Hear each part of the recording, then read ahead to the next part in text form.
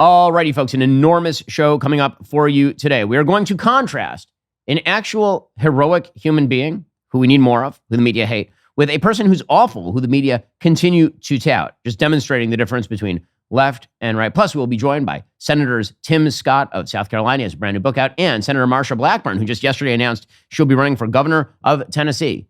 First, there's a lot coming to Daily Wire Plus. It's not inclusive, safe, or moderated by NPR. You're going to love it. On August 13th, the Pope and the Führer unburies the lie they hoped we'd never fact check. It exposes how Pope Pius XII did not stay silent during World War II after all. And now the Vatican's receipts are wide open. And this fall, Isabel Brown's new show joins the lineup alongside the most trusted voices in conservative media. All ad-free, uncensored with live chat. So you're not just watching, you're part of the conversation. We built this because no one else would. Now it's yours too. Go to dailywire.com, become a member today.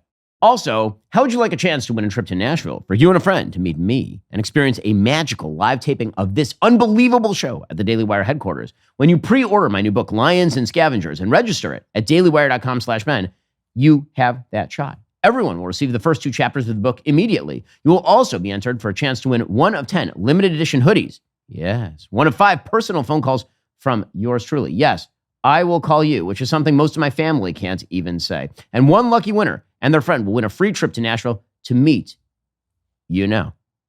Head on over to dailywire.com/Ben. Register. That's dailywire.com/Ben. Void where prohibited. Terms and conditions apply. Maybe I'll see you soon. Alrighty, so we begin with the kind of American we need more of. So there is a man. His name is Edward Korestein. And he was ripped up and down by the media when he first came onto the public scene. Why? Well, because he was working for DOGE. He apparently is kind of a young genius who is working for Elon Musk's Department of Governmental Efficiency. And he was known as Big Balls. And this was the end of the world. According to our left-wing media, the idea that you would have a young man who calls himself with this very online moniker, this Big Balls moniker, looking over the American budgetary system and saying, this doesn't belong and this does belong, that was terrible. That was awful. We couldn't have somebody like that working in our system. Well, it turns out that Edward Korestein isn't just a young genius who is capable of looking at budgetary numbers and figuring out where the waste, fraud, and abuse are. It turns out that he also is kind of an amazing dude. According to Politico, a 19-year-old man known as Big Balls, who played a key role in the DOGE initiative to shrink the size of government, was assaulted over the weekend in Washington. He was assaulted by approximately 10 juveniles near DuPont Circle about 3 a.m. on Sunday, according to a police report obtained by Politico. Police arrested 2 15-year-olds as they attempted to flee the scene. A black iPhone 16 valued at $1,000 was also reported stolen during the incident, according to the report. President Trump posted a photo on his social media platform showing Korestein shirtless with what appeared to be blood spattered on his face, body, and pants, and he called for a change in the law so juveniles who attacked him could be charged as adults. President Trump said, perhaps it should have been done a long time ago. Then this incredible young man and so many others would not have had to go through the horrors of violent crime. He said crime in Washington, D.C. is totally out of control. Local youths and gang members, some only 14, 15, and 16 years old, are randomly attacking, mugging, maiming, and shooting innocent citizens, at the same time knowing they will almost immediately be released. They're not afraid of law enforcement because they know nothing ever happens to them, but it's going to happen now. The law in D.C. must be changed to prosecute these minors as adults and lock them up for a long time, starting at age 14. The most recent victim was beaten mercilessly by local thugs. Washington, D.C. must be safe, clean, and beautiful for all Americans, and importantly, for the world to see. If D.C. doesn't get its act together, and quickly, we'll have no choice but to take federal control of the city and run the city how it should be run, and put criminals on notice that they're not going to get away with it anymore. Perhaps it should have been done a long time ago. Then this incredible young man and so many others would not have had to go through the horrors of violent crime. If this continues, I'm going to exert my powers and federalize the city, make America great again. So what exactly happened here? Apparently, Korestein said that the assailants approached him outside his vehicle while he was with a woman, identified in the report as his significant other, and made a comment about taking the vehicle. He told officers he got the other person into the vehicle just before he was attacked. So he made sure that the woman was not attacked. Elon Musk claimed on X, a gang of about a dozen young men tried to assault a woman in her car at night in D.C. A DOGE team member saw what was happening, ran to defend her, and was severely beaten to the point of concussion, but he saved her. It's time to federalize D.C. So, remember, the media thought that this kid, this young man, was bad. He was bad because he was very online, and he was young, and he was smart, and he wanted to go through the governmental records and find ways for... This is the kind of person we needed fewer of in America, according to our legacy media. Big Balls was the problem with America. Meanwhile, the media was upholding another young man, claiming that this is the kind of person America needs. That would be Mahmoud Khalil. Mahmoud Khalil, of course, was the import from abroad, an activist who hates America, who hates the West, who hates Israel, who is not only complicit in anti-Semitism, but an anti-Semitic provocateur. He was imported to Columbia University to essentially just be an activist against the West, against America, against Israel, and against Jews. And when the Trump administration looked at his participation in the violent student protests at Columbia, they decided to deport him. And a court stopped that deportation, and the entire left rallied to his cause. He was a victim of America needed more Mahmoud Khalils. Well, now Mahmoud Khalil is out there on the talk circuit, and he sat with Ezra Klein over at the New York Times, where he promptly explained to Ezra Klein that essentially October 7th was justified, that Israel had it coming, that there was no actual anti-Semitism at Columbia University or anything of the like. This is the person. This Mahmoud Khalil. We need more of him, according to the left. Fewer of Edward Corsi, fewer of the big balls type young men, and more imports from third world countries who hate America and hate Jews and make our country worse. That's what we need. Here's Ezra Klein, who I have to say, I like Ezra personally, but this particular interview is just egregious. I mean, truly egregious. Here is Ezra Klein with Mahmoud Khalil, hero of the left-wing republic. You can see that the situation is not sustainable. You have an Israeli government that's absolutely ignoring Palestinians. They are trying to make that deal with Saudi and just happy about their Abraham Accord without, looking at Palestinians as if Palestinians are not part of the equation. And they circumvented the Palestinian question. And it's clear, it's becoming more and more violent. By October 6th, over 200 Palestinians were killed by Israeli forces and settlers. Over 40 of them were children. So that's what I mean by, unfortunately, we couldn't avoid such a moment. So he's calling October 7th unavoidable. And if you actually watch the entire interview with Ezra Klein, some of the things that he says are absolutely astonishingly pro-terrorism. I mean, clearly pro-terrorism. At one point, he says, having lived in the Middle East most of my life, unfortunately, he lived in Syria. The only Jew you hear about is the one who's trying to kill you. For those in Gaza and the West Bank, that's the only Jewish person they encountered, the one at checkpoints, the one raiding their homes. Well, Khalil didn't grow up around Jews. He grew up in Syria. And yet, he is openly stating that he grew up hating Jews. And so he comes to the United States. He finds a bunch of left-wing Jews, like Jewish Voice for Peace, which is not Jewish, or a Voice for Peace. And he says that's what real Judaism is, which is an absurdity. And then Khalil says there was no anti-Semitism at Columbia. Quote, I would push back regarding anti-Semitism at Columbia. He said, I would say that there is this manufactured hysteria about anti-Semitism at Columbia because of the protests. Well, no. He said, it's not like anti-Semitism is happening at Columbia because of the Palestine movement, which is, of course, a lie. And then he says, quote, from the river to the sea, from the Palestinian perspective, no one ever said it's a violent call. And then, of course, he defends globalize the Intifada. And then, again, he says October 7th was not, in fact, an aggressive attack. He said it was just to break the cycle, to break the Palestinians are not being heard. To me, it's a desperate attempt to tell the world Palestinians are here. Palestinians are part of the equation. That was my interpretation of why Hamas did the October 7th attacks on Israel. So Khalil, again, left-wing martyr, is a pro-terror shill. That's always what he was. And the left insists that he be allowed into the country, and that not only that, we need more of these people in our country. They're aided and abetted here by libertarian groups like the Foundation for Individual Rights and Expression, which in the past has done good work, but this idea that we have an obligation as a country to import students to study here on our dime and give them subsidies when they hate America is an absurdity. It's ridiculous. Why in the world do we need to import people to our country who hate the West? Again, the contrast between the media classification of this young white man who is working for the federal government to cut waste, fraud, and abuse, the kind of person who will rush to a woman's side to save her from being assaulted by thugs. That contrast between that and the absolutely kid glove, glowing treatment given to Mahmoud Khalil by Ezra Klein and the rest of the legacy media is plainly astonishing. It's plainly astonishing. And it speaks to not only what the media are, but what the left has become. I will say it over and over and over again. The left wing is Zoran Mamdani. The left wing is not some moderate senator from Minnesota. It's not Amy Klobuchar, who's bad enough in many ways. It is Zoran Mamdani. It's Zoran Mamdani, period. This is the new Democratic Party, and they are all falling in line. Senator Slotkin from Michigan, she is supposed to be one of the moderates, Alyssa Slotkin. She's not a moderate at all. Here she is, suggesting that Mamdani's messaging is perfectly fine, perfectly good. Here she was on Meet the Press. I've said very openly that I never would be called an expert on New York City politics, but the two messages were like a blinking red light. How can you miss them?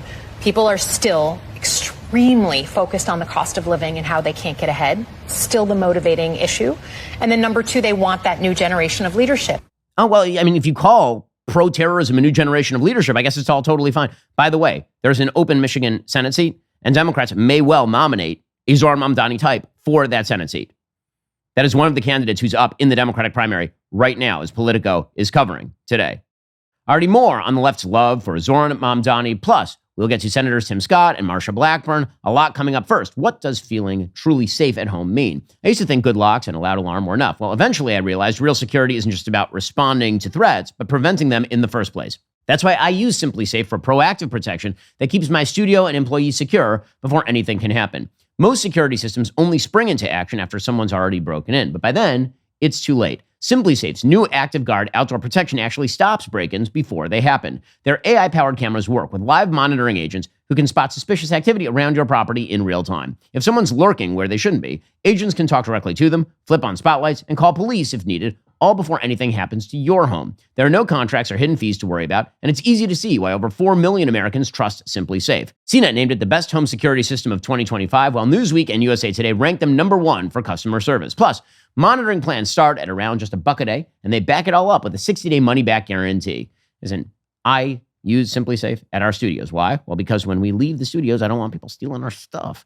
You should do the same thing for your home. Visit simplysafe.com/Shapiro. Claim 50% off a new system with a professional monitoring plan. Get your first month for free. That's simplysafe.com/Shapiro. There is no safe like Simply Safe. Also, I always assumed that restless sleep was inevitable. Night after night, tossing, turning, waking up with that aching back. I convinced myself that's how sleep was supposed to be. And honestly, when I'm on the road, like I am right now, I got to say, I don't sleep as well. Why? Well, because at home, I have Helix Sleep. And it transformed my sleep quality because they made a mattress just for me. At my house, I easily fall asleep in minutes. Even when, the family, the news, they would normally keep me awake, I'm out like a light on that mattress. What makes Helix different is they don't just sell you a random mattress. They actually match you with the perfect mattress for your body and sleep style. Whether you're a side sleeper, back sleeper, or somewhere in between, they've got you covered. They make it so simple to get your best night's sleep every night. All you have to do is take their sleep quiz and get matched with a custom mattress based on your body type and sleep preferences. Trust me, when you find the right match, you'll wonder how you ever slept on anything else. Again, I got that firm but breathable mattress. That's precisely what I need to make sure that my sleep quality is what it needs to be. Right now, Helix is offering an incredible deal. Visit helixsleep.com/Ben. Get 27% off site-wide. That's helixsleep.com/Ben for 27% off site-wide. Make sure you enter our show name after checkout so they know we sent you. Again, visit helixsleep.com/Ben for this exclusive offer.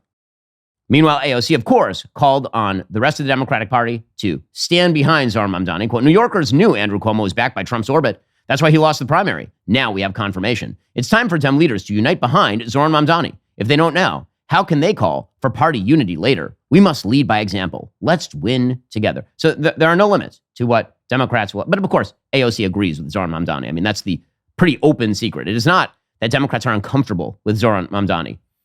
I've been saying this for years. When Democrats look at looters and rioters during the BLM protests, when Democrats look at left-wing terrorists who commit acts of violence, unfortunately, they don't look at their viewpoints as the problem. Instead, what they do is they say those people are just too passionate. Their problem is they just took it too far. So the best you will get from a Democrat is that Zoran Mamdani's heart is in the right place, but he just took it too far. Not that his viewpoint is bad, not that his worldview is corrupt. No, it's that he might be a little bit, too fresh. He might just be a little bit too green. He hasn't really sanded off the edges yet, but that's what makes him so appealing, you see. He's the new wave of the Democratic Party, and so we must side behind him. And of course, they are doing this oppositionally because they're suggesting that if it were to be Andrew Cuomo, who, by the way, lifelong Democrat, who is not in any way, shape, or form a moderate, but Andrew Cuomo is too far to the right for them. because they want to move into this new Democratic era. That is what they want, desperately. The mainstream Democratic Party is falling in line. Chuck Schumer's day is over. Nancy Pelosi, who I spent my entire political life looking at Nancy Pelosi as the left wing of the Democratic Party, she now looks like Scoop Jackson. It's unbelievable.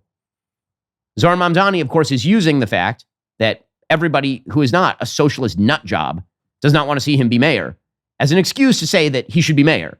Because if Donald Trump and people who like Donald Trump are supporting Andrew Cuomo, that means that you have to vote for the communist who hates the country and believes that America is a nefarious force in the world, and also that maybe Hamas had a point. I would be remiss if I did not directly address some of the news that we saw come out just a few hours ago, which is that the president of this country, Donald Trump, has been coordinating with Andrew Cuomo in direct conversation with the former governor. It is Trump billionaires who have been opposing our campaign's vision for a city that New Yorkers can afford.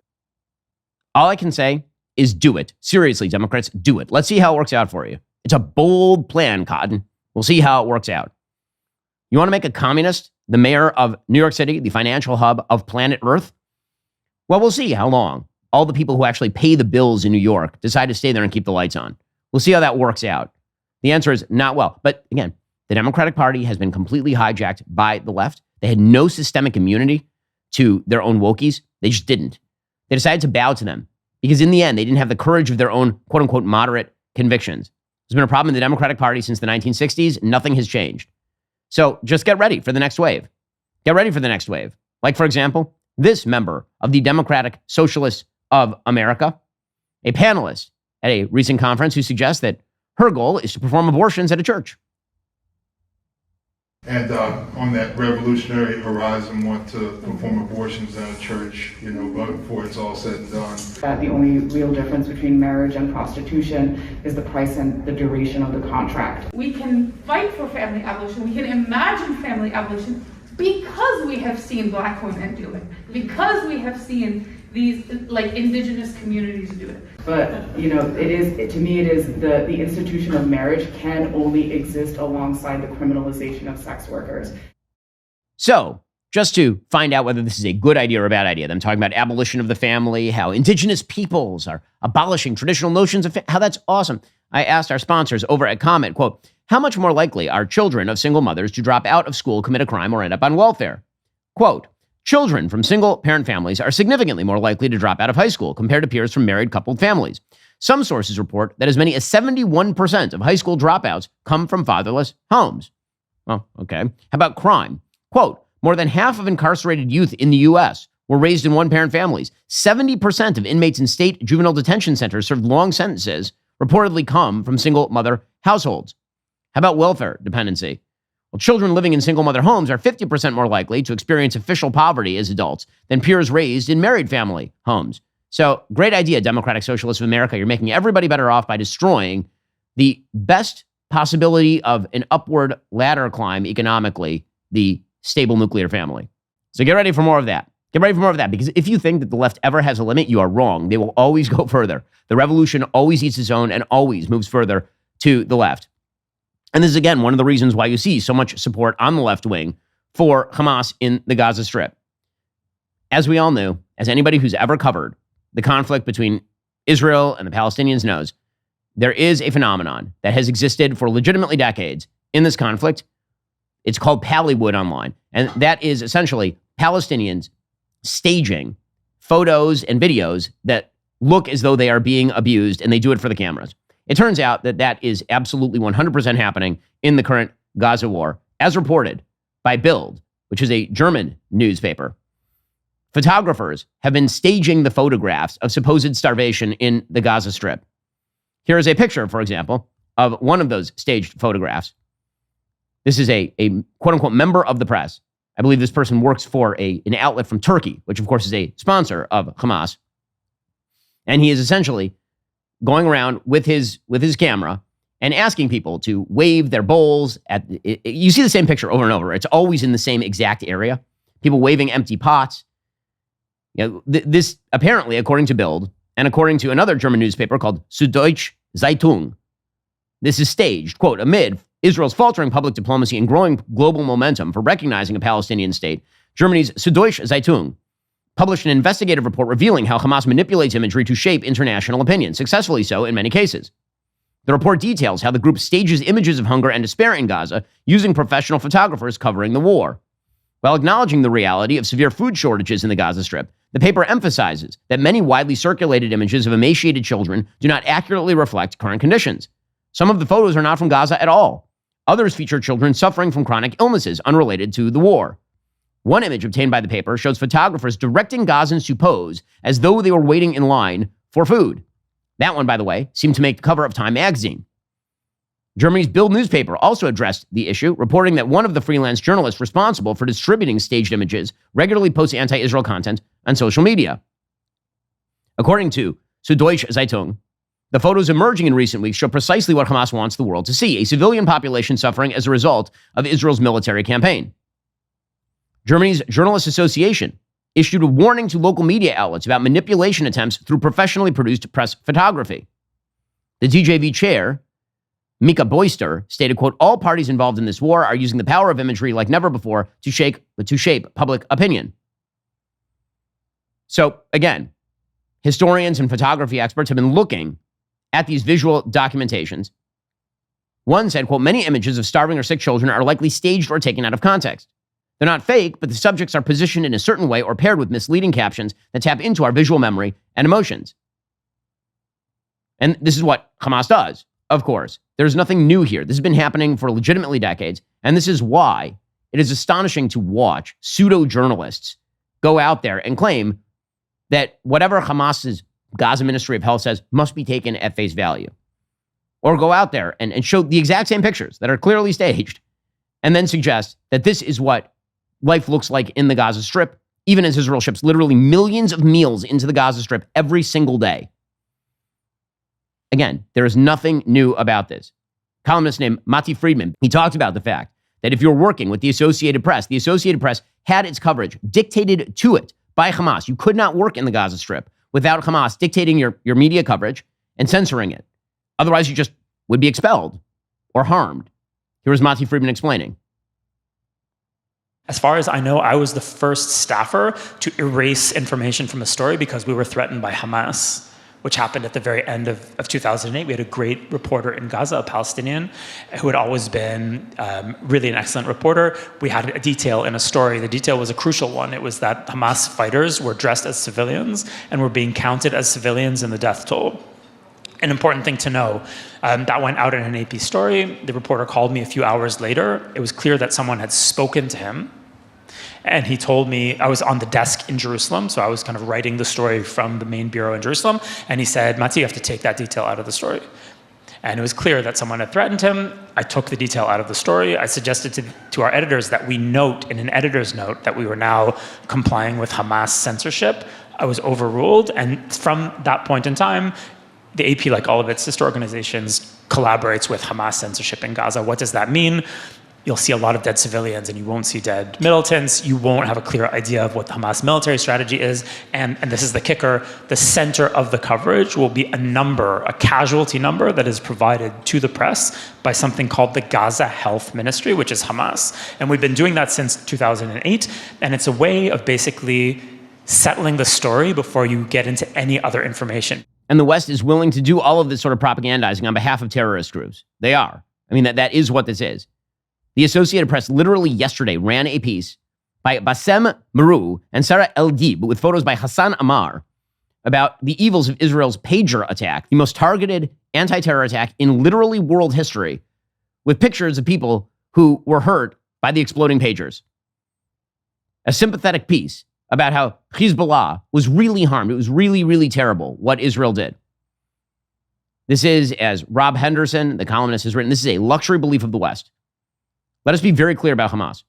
Hamas is living off the stupidity of the West, the absolute sheer stupidity and insipidity of people in the West. That's all. Hamas started a war and then it lost, but it knew that it could win if it played on the fact that people in the West are too dumb to understand what Hamas actually is and what they want. We in the West, we live great lives, thank God. I've spent my entire life growing up in an America in which I'm surrounded by wonderful people who care about their children. And that's true whether I was living in a blue area like California or a red area like Florida, people who share a common set of basic values that are either explicitly Christian or Judeo-Christian or are living off the fumes of that heritage. And then we, in the West, we project that viewpoint onto everyone else on earth. Well, they care about their kids the same way that we care about our kids. So if kids are getting killed in Gaza, it must be because Israel's being indiscriminate. Or maybe Hamas doesn't. Not maybe, they don't. And they say they don't. They literally put out videos talking about how they love death like we love life. And then we say, no, we don't believe you. Probably you love life exactly the same way that we do. You would never do some of the stuff that you are explicitly admitting that you do. And if you are doing that, it must be because we're being so mean to you. Because honestly, like every human heart is like mine. Every single person wants the same things that I do. Now, the ultimate manifestation of that was actually a George W. Bush speech, his second inaugural address, where he said there was a yearning for freedom in every human heart, which is not true. That is simply not true. There is a yearning in the human heart for many things, but the idea of American-style political freedom is not one of them. That is a unique thing in world history. And projecting that belief system, that moral system on everybody else and saying that it's innate, that it's just something that everybody wants, that is a mistake. It is a category error, and it means that your enemies are going to exploit it. Because the same people who today are shedding salty tears for the presumed end of Hamas, which I hope will happen sometime in the next couple of weeks, the same people who are shedding those salty tears, who are welcoming in Mahmoud Khalil, oh, come in, Mahmoud. We need more of you in our country. We need more. Explain to us why we're so bad. Please tell us why we're such a guilty party. Tell us why the West stinks as you sit there at Columbia University on a subsidized scholarship in a nicely apportioned New York City apartment. Come in, please tell us. Those same people, you know what Hamas would do with you if they actually had control of, say, the U.S. government? It would not be what you think it would be. But that stupidity is particularly what Hamas counts on. Well, thank God President Trump does not suffer from the same delusions. President Trump looked at the video, for example, of Hamas starving an Israeli hostage. By the way, the only video that I've seen thus far of an actual starved adult human who was healthy before is the Hamas hostage, Aviatar David, who's being held in captivity, digging his own grave. So President Trump looked at that video, and here he was saying, well, you know what? It's up to Israel how they deal with Hamas. Well, I don't know what the suggestion is. I know that we are there now trying to get people fed. As you know, $60 million was given by the United States fairly recently to supply food, and a lot of food, frankly, for the people of Gaza that are obviously not doing too well with the food. And I know Israel's going to help us with that in terms of distribution and also money. We also have the Arab states are going to help us with that in terms of the money and possibly distribution. So that's what I'm focused on. As far as the rest of it, I really can't say. That's going to be pretty much up to Israel. And so, again, President Trump lives in the world of reality. Secretary of State Marco Rubio said much the same thing. He says, listen, the war needs to end, but it's going to have to end with Hamas not in power. And it's up to Israel how that's accomplished while making sure that people get fed. Have you spoken to the prime minister, and do you think that is a wise decision for Israel to take over Gaza altogether? Well, ultimately, the president has said that it's up to Israel to decide what they need to do for their own security. I've spoken often, almost daily, to somebody in the Israeli government, often to the prime minister, but many times to many members of his team. Okay, so, good for the Trump administration for recognizing reality. Meanwhile, on the foreign policy front, President Trump is now floating the possibility of a meeting with Vladimir Putin. He said yesterday there was a good chance he would meet with Putin about the war in Ukraine after an offer Russia made Wednesday during a trip to Moscow by the special envoy, Steve Witkoff. Here is video of Steve Witkoff greeting Putin at the Kremlin yesterday. Here's what that looked like. How are you, Mr. President? Fine, just fine, thank you. How are you? So good to see you. Now, what actually happened in that meeting? Well, I hope that this time Steve Witkoff did not use Putin's translator, which is what happened last time. But Secretary of State Marco Rubio said that Putin had actually provided Witkoff some examples of what Russia wants in order to come to some sort of ceasefire. What we have is a better understanding of the conditions under which Russia would be prepared to end the war. We now have to compare that to what the Ukrainians and our European allies, but the Ukrainians primarily, of course, are willing to accept. And what you try to see is how far can you get these two positions closer? How can you get these two positions closer to each other? If we can get what the Ukrainians will accept and what the Russians will accept close enough, then I think there's the opportunity for the president to have a meeting that includes both Putin and Zelensky to try to close this thing out. President Trump himself said, even though the United States is not directly involved in the conflict, he does feel a moral obligation to try and get to an end to it. In terms of soldiers, I think Russia's lost over 20,000 since the beginning of the year. 20,000.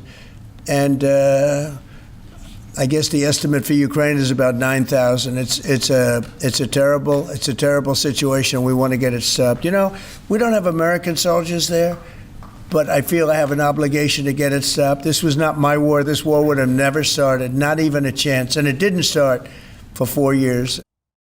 Alrighty, coming up, President Trump is trying to figure out exactly what his China policy should be with regard to chips and AI+. We are joined by two United States senators. First, do you find yourself tossing and turning all night, constantly flipping your pillow to find the cool side? If you or your partner are hot sleepers, summer nights can become a battle between exhaustion and overheating. That restless cycle of too hot, too cold, never quite right, it can leave you longing for the cool, comfortable sleep you deserve. With Boll & Branch's best-selling Percale sheets, you'll finally get the cool sleep you've been craving. These aren't just any ordinary sheets, they're crafted with a special cooling weave using the finest 100% organic cotton that feels crisp and breathable against your skin. Even if you're the sweatiest sleeper in the house, you'll stay comfortably cool all night long. And here's the best part. You can try them risk-free with their 30-night guarantee. No matter your bedroom style or mattress size, Boll & Branch has designs and colors to match perfectly. These all-season sheets start with breathable, unmatched softness that only get better with every single wash. So, as you can tell, I'm on the road right now. I literally travel with Boll & Branch products so I can sleep in the hotel. I'm serious. I literally have their weave blanket with me in my suitcase. Plus, with their 30-night worry-free guarantee, they make sure that if these sheets don't deliver your best night's sleep, you return them for a complete refund, no questions asked. Feel the difference an extraordinary night's sleep can make with Boll & Branch. Get 15% off plus free shipping on your first set of sheets at bollandbranch.com/Ben. That's Boll & Branch, BOLLAND, branch.com/Ben. Save 15%, unlock free shipping. Exclusions apply. Also, stop living like a myth. It's time to start shaving like a legend. Behold this.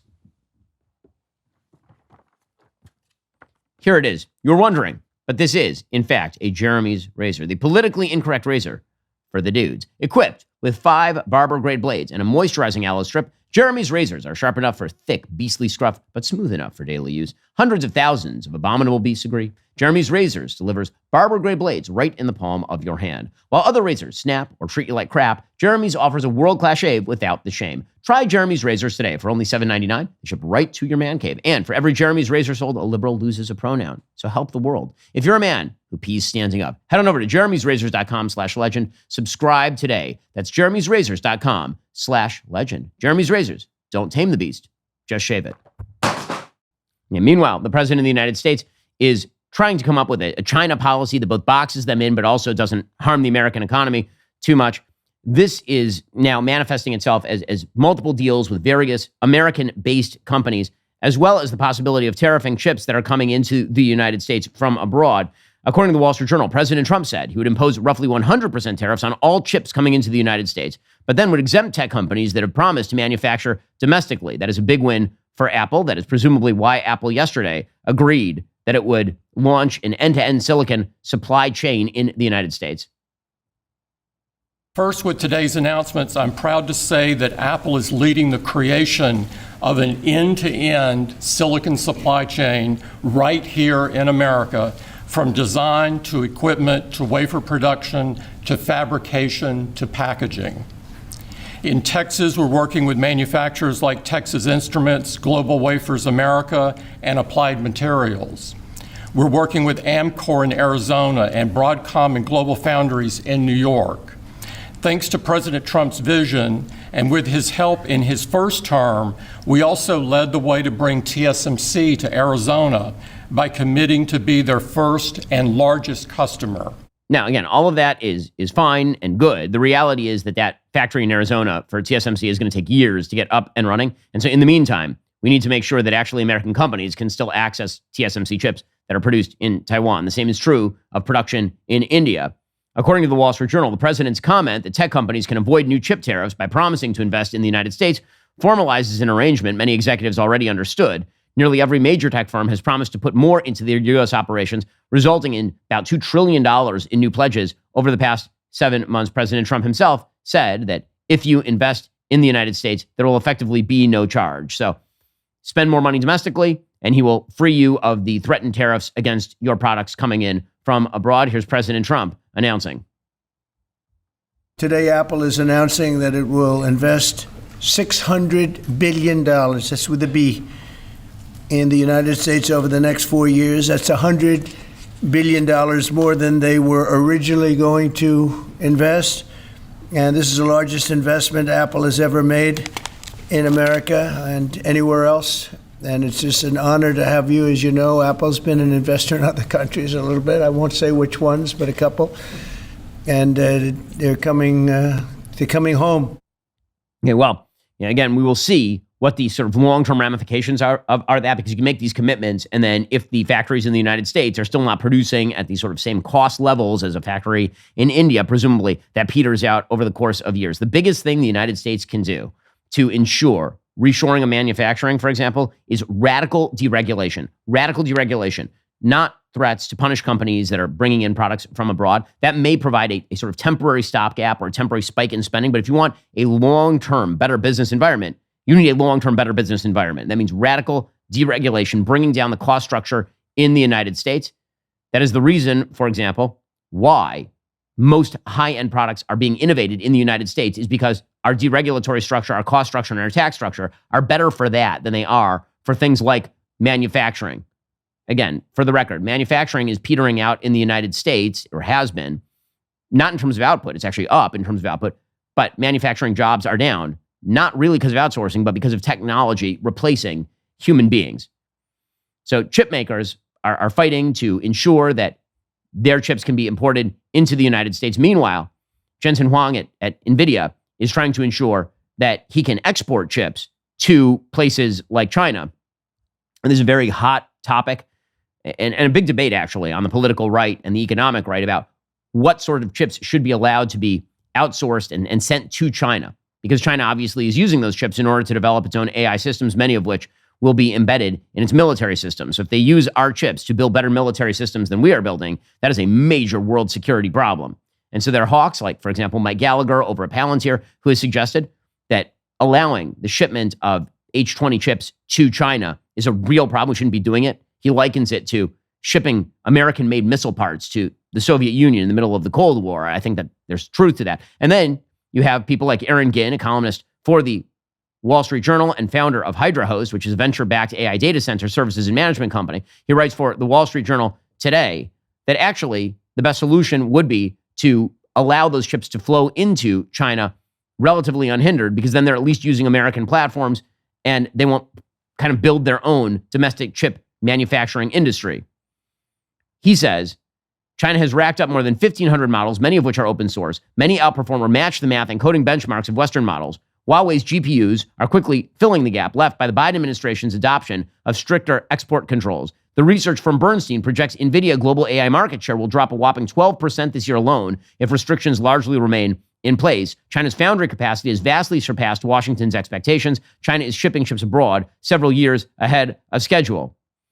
So he is suggesting that probably the best thing to do would be to allow NVIDIA to essentially outcompete China, including shipping those chips to China and destroying their domestic manufacturing industry in terms of chips. I think it's a fascinating debate. Honestly, I'm not sure which side is right. I tend toward the more hawkish Mike Gallagher side on this, but I'm open to the argument from the Trump administration on the other side. Meanwhile, the fight over redistricting continues. It turns out that Beto is trying to get himself back in a presidential conversation by subsidizing the Texas Democrats fleeing from the state to avoid quorum for purposes of redistricting. According to the Texas Tribune, Powered by People, a Democratic political group started by former U.S. Representative Beto O'Rourke, has emerged as a top funder covering the cost of Texas lawmakers' out-of-state decampment to thwart a new GOP proposed congressional map, according to two people involved with the fundraising efforts.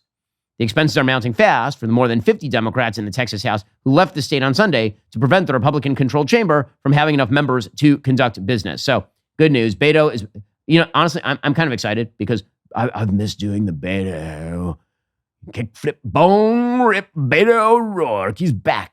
hasn't won a race in like 10 years. But, you know, he's cool, bro. He's bro. Here he is talking about, you know, like avoiding quorum and such. Yeah, here we go. If we fail, the consolidation of authoritarian power in America will be nearly unstoppable. That means more masked, plainclothes federal agents without badges or warrants sweeping our fellow Americans up off the streets. It means more retribution and persecution and even violence for Trump's political opponents. And it also means that a Republican majority Congress with these 5 stolen seats, if we allow them to succeed, will roll out the royal red carpet for a Trump third term. So this is literally for all the marbles. So many marbles, bro. I love marbles. So many colors in the marbles after you know, smoke a joint and you just stand there and look at marbles. That guy is a Democratic hero. Meanwhile, J.B. Pritzker, who must be lowered into the Illinois State Capitol by crane. I'm just going to keep using that joke over and over and over. He appeared on CBS with Stephen Colbert because there is nothing that is better TV than a fat Chicagoan who looks like he ought to be in. I mean, basically, if Chris Farley were alive, there's no question who plays J.B. Pritzker on SNL. Is there? I mean, really, is there? No. The answer is no. He's on with Stephen Colbert, who has decided that he is no longer a comedy. He never was. He's not a comedy host anymore. He's basically just an MSNBC host who is less funny than Rachel Maddow. Here he is with J.B. Pritzker. Every 10 years, we do a census in this country. And right after the census, we redraw districts in every state. But what the Republicans are trying to do, and the Texas Republicans, frankly, at the behest of Donald Trump, are doing it mid-decade. That is extraordinarily rare. That's an important point because I think he literally called them or wrote them and said, hey, I need 5 seats. Go redraw this. And the way they're doing it is taking voting rights away from black and brown people. They're literally obliterating districts that were written according to the Voting Rights Act. So this is going to end up in court if they actually are able to do it. But the Texas House Democrats are trying to stop them from doing it, and they're in Illinois to protect all of the people of the country. So, yeah, that guy is, again, resistance, resist. Meanwhile, President Trump is like, you know what? Maybe we should do a new census. Because after all, we did the last census badly last time. Like it completely underallocated Republican seats. It counted illegal immigrants. Quote, I've instructed our Department of Commerce to immediately begin work on a new and highly accurate census based on modern day facts and figures, and importantly, using the results and information gained from the presidential election of 2024. People who are in our country illegally will not be counted in the census. Thank you for your attention to this matter. Now, constitutionally speaking, the census only happens once every 10 years. And so basically doing another census, you can do it, but it's not going to be accepted as the basis for congressional or electoral college representation, presumably. It would require, I think, a constitutional amendment in order to make sure that happened. However, it would be good to know how far off the numbers were in 2020 accepted in 2021, because it has really led to the end of a sort of one-man, one-vote scenario that the Supreme Court has dictated. Joining us on the line is Senator Tim Scott. He, of course, is not just the U.S. Senator from South Carolina. He's a New York Times best-selling author and a successful small businessman. He has a brand new book out titled One Nation Always Under God, Profiles in Christian Courage. Senator Scott, thanks so much for taking the time.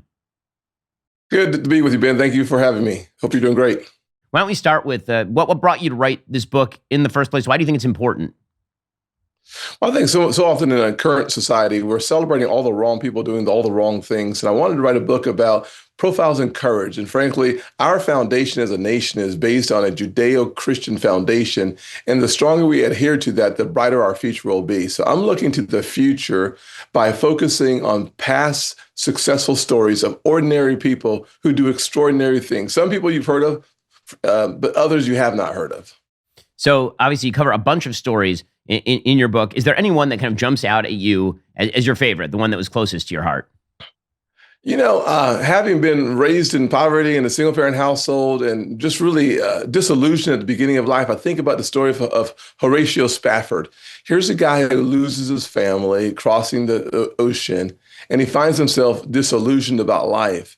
And he pens a very famous Christian hymn, "It is well, it is well with my soul. And as a result of the loss of his kids, he decides he would invest his life into changing the course of history for other kids. And this man spends the rest of his life making thousands upon thousands of children's lives better. And it is a testament to standing up in the midst of the storm and believing that God can use a miserable outcome for good. Senator, obviously everybody should go purchase the book. And meanwhile, you guys in the Senate are doing amazing work. I mean, it's been an incredible first 6 months of the Trump administration. I mean, really, if you had told me at the beginning of this administration that with a really thin majority in the Senate and with a bare majority in the House, the Republicans would be able to get done as much as they've gotten done, I would have been quite surprised. What do you think are the big accomplishments in the first few months of the Trump administration? Well, the first thing is we have a president who believes in Americans, not just in America, but in Americans. Why? Because this president, unlike President Biden, wants to give the resources and the power back to the people. This is called what America should be. Under President Biden, we had the exact opposite. He wanted socialism. Let's gather the resources from people and let the government make the decisions for you. President Trump said that is just malarkey, or as we say in the South, hogwash. And so what did he do? He decided that the promises he was making on the campaign trail would be the promises he kept as the president of the United States. Think about tax on tips, reducing tax on Social Security, reducing tax on overtime, allowing for your interest to be deducted on an American-made car, and putting the American worker first. How do you do that? Well, you do that by focusing on this new working class coalition that made him president. He did so by saying, I want reciprocity. I want the world's economy to respect America's economy. Two reasons. Number one, we have the strongest economy and the best workers in the world. And number two, we made the world economy what it is. And why we have headwinds when our goods and products and services go into their countries and not when they come to our country, doesn't work for the president. He wants a level playing field. That is a strong first start. Second, the border.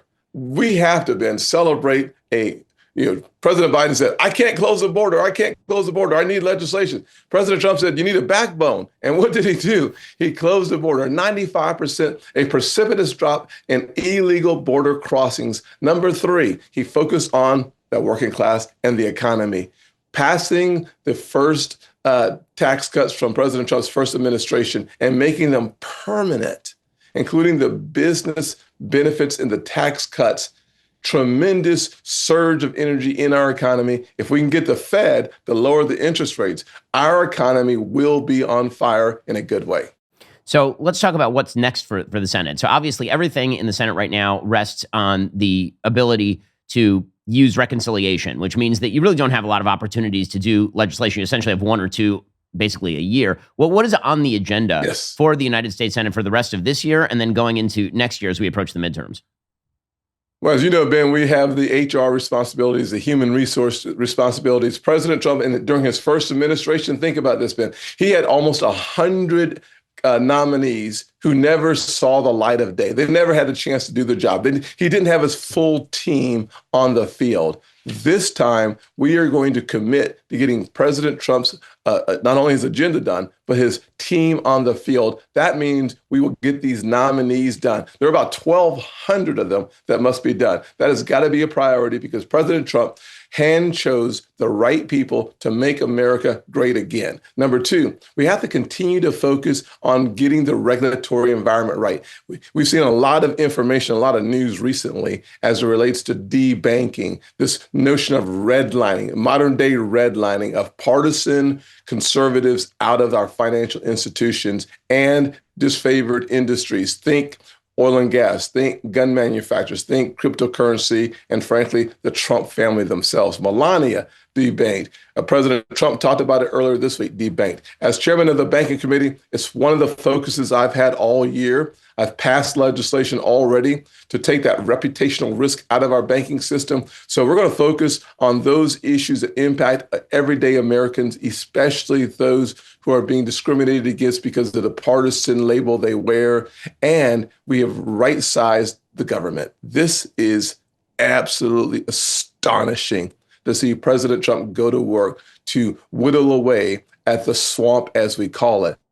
the smaller the swamp, the better it is for the American people, because you need less money in Washington, more money at home, and that makes America great again as well.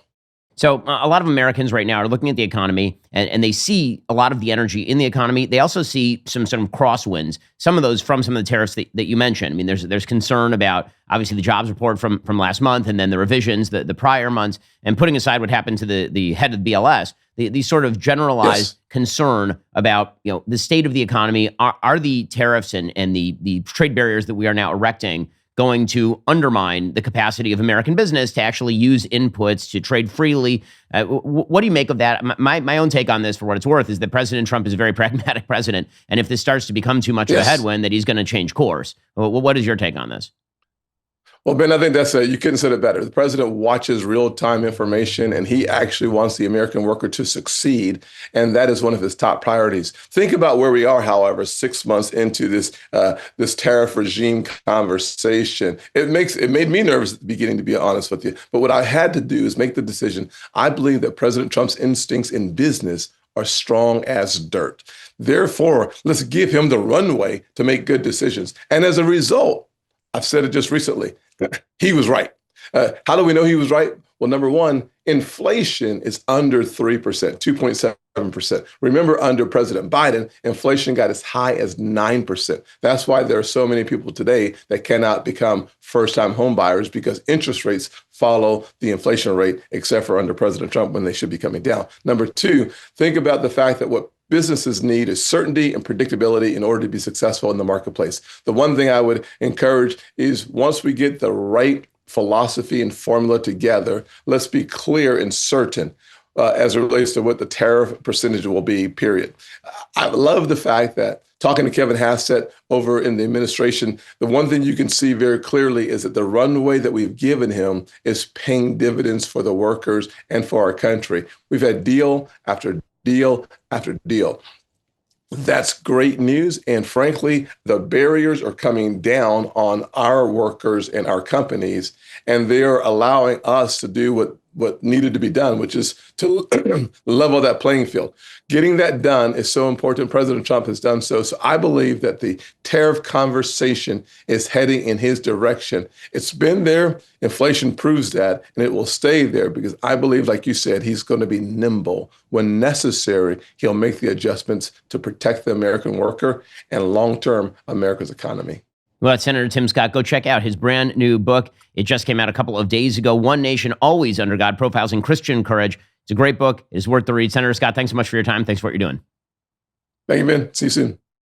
Well, joining us live on the set is Senator Marsha Blackburn, who just yesterday announced her campaign for governor of Tennessee. Senator, congratulations. Well, thank you so much. And we are really looking forward to a great race and a good, solid win, and being a great governor for the state of Tennessee. So we'll get to what you've been doing in the Senate, because it is amazing. But I want to start with the question as to why you want to move from the Senate, obviously, which is you're in a great position in the Senate. You have a lot of power in the Senate, to the state level and move on over to the governor's house. What do you think is important that needs to get done in the state of Tennessee? Yes, as you look at what President Trump has delivered for the American people, it truly is a drain the swamp approach.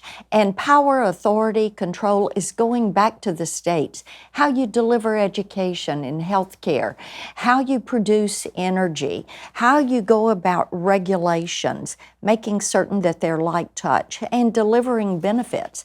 So it is going to be up to our nation's governors to put in place those policies that will cement that MAGA agenda, that conservative approach to governance. It's going to be a great time to be a governor and to do a reset for the states on how they deliver services and how they conduct governance and the will of the people. So just think about that opportunity.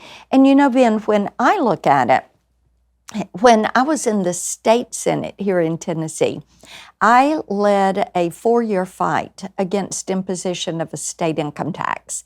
And the people joined me and we defeated that proposal. Our state had to go through and do a reset at that point in time. Reduce the budget, kind of skinny up some of the bureaucracy.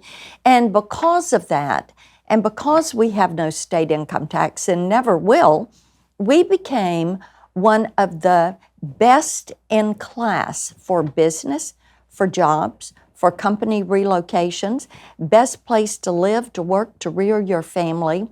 And now is the opportunity to build on that, to reset as power comes back from the federal government.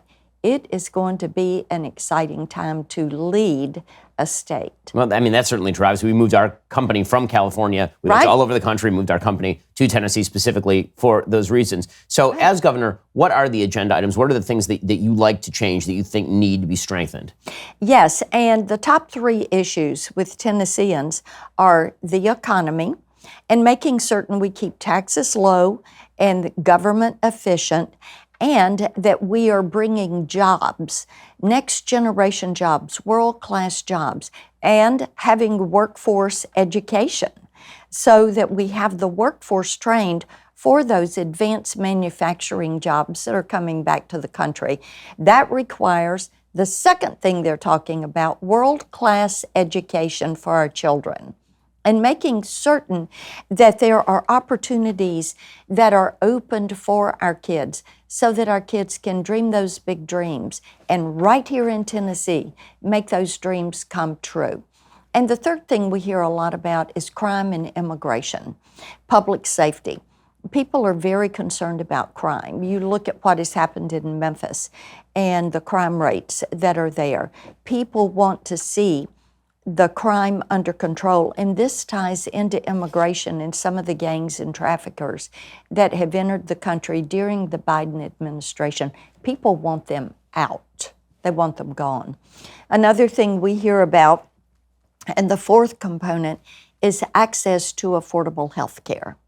And Tennessee is truly a healthcare hub. When you look at the innovation that is taking place in the mid-state area, having the ability to change how people access healthcare because of the way CMS and Dr. Oz and Secretary Kennedy are sending the power back to the states on that delivery. So, you've been doing a lot of these things at the federal level, That's obviously, and clearing the way for, as you say, states to be able to pick up the baton and run with it. So let's talk about your record in the Senate, because obviously a really good record to run on. So you've been in the Senate since 2019, and the last couple of years in particular have been very, very strong. President Trump, the last 6 months particularly, have been incredibly strong for the U.S. Senate. It's been kind of amazing to watch. Actually, we had Senator Scott on earlier, and he was pointing out that you guys have a very slim majority. You and I have been talking about this, a very slim majority in the Senate, yet you've been able to get done some pretty significant work for the American people. We have. It's been a very aggressive 6 months. Thank goodness we have President Donald Trump. And he really has set the agenda. He did that during the campaign. He made promises, and it's been up to us to help keep those promises. We have been in session longer than any Senate in history, 750 hours so far. We've taken over 450 votes, and we approved President Trump's cabinet in record time. We got the big, beautiful bill through. And look at everything we got into that, the largest tax cut in U.S. history. We also restored R&D. We restored bonus depreciation and interest expensing, 199A, pass-throughs for our small businesses. We were able to do no tax on tips or overtime, and my provision removing the income tax off Social Security for our nation's seniors. I also had a provision in there that is employer-provided child care tax credit. And we have that for small, medium, and large businesses to incentivize employers to provide child care for their workforce. The death tax, being able to lift that exemption to $15 million per individual. That allows your farmers and your small business owners to pass on those assets and those businesses to the next generation. Yeah, so when you look at all that record and look at what you could do in the state, I mean, I think that what you're talking about, the power reverting back to the states, I think it's not just important now. It's important now, but President Trump is president. It became really important as we saw during COVID and in the days afterward when Joe Biden became president. The power reverting back to the states are the bulwark against a future that is uncertain. I mean, hopefully Republicans retain power, continue to do great things. Right. But if a Democrat becomes president of the United States, then having a Republican governor like you in Tennessee obviously is going to make all the difference for the state. It will indeed, because you can continue to push those provisions forward that President Trump has returned to the states. And you look at energy. As we talk about having hyperscalers and energy needs and so many people moving to Tennessee, that increases the need for electric power generation. And having that baseload power and being able to innovate in the states, and also permitting and regulation. As the president pushes for one-stop permitting and simplified regulation, then a state like Tennessee that has Oak Ridge National Labs, that has the TVA, we should be the nation's leader in how you innovate in power generation. So while you're running for governor, obviously you're still serving in the Senate. Yes. So what can we expect from the Senate in the next couple of years? Obviously, it's a rough road because you have to use reconciliation in order to get pretty much anything done. Well, and what we're doing is moving forward. Let me lay out a couple of things that we are hard at work on. One is protections for consumers and children in the virtual space. We have never passed a federally preemptive online privacy policy. That is something that has just not gotten done. And we're determined. I'm chairman of Privacy, Technology, and the Law at the Senate Judiciary Committee. Amy Klobuchar out of Minnesota is the ranking member there. We are working on a broad-based privacy bill. We also have AI protections that we are doing for our entertainers and artists and podcasters and people that do training online, being able to protect their name, image, likeness, and voice. And we'll get that pushed through the Kids Online Safety Act that Senator Blumenthal and I have done. We should be able to get that across the finish line. So working to get those done. Now, you're also going to see us do a second reconciliation bill in the fall and a third one next year. So continuing to do permanence on tax policy is going to be an imperative. And we have a lot of ideas for tax credits and deductions that would help incent the economy, things that President Trump wants to move forward on. We also are looking at some of this waste and fraud in Medicare and Medicaid and continuing to root that out. Upcoding is a policy, a provision that people use to charge more for Medicare services. You see a lot of this in Medicare Advantage. We'll go after that. We will go after ways that we're going to deal with strengthening the U.S. economy by getting the cost of living under control. And we'll do some of this through taxes, tariffs, trade policy that the president is really leading on, and what a difference that is making for thousands of small business owners in Tennessee. Being able to get the taxes lower, being able to have a broader based and fair tariff policy that is not going to hurt our manufacturers, but is going to help them do manufacturing here in the USA. So are you concerned at all about the tariff policies? Obviously, the tariffs are much, much higher than they've been in decades in the United States. It's certainly a heterodox move by President Trump to sort of reset the table with regard to tariffs. The data is still sort of coming in. Obviously, the jobs report this month was weak. The revisions from the last couple of months were weak. I've said before, I think the president is a pragmatist, and if things don't look the way he wants them to, then he sort of shifts policy. Are you keeping an eye on that? Are you concerned about that at all? Well, I think you have to look at a couple of things. Number one, we had the first budget surplus we've had in over 3 decades in the month of June. And that happened because of the tariff policy.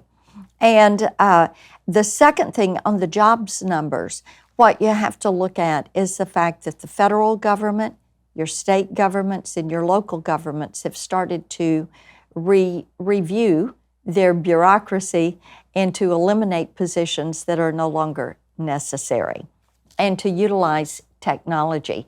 That's a good thing. That saves the taxpayer money. And President Trump is working us through this transition, freezing federal hiring, making certain that the bureaucracy is skinnying up, closing down the U.S. Department of Education, and Secretary McMahon is doing a masterful job there.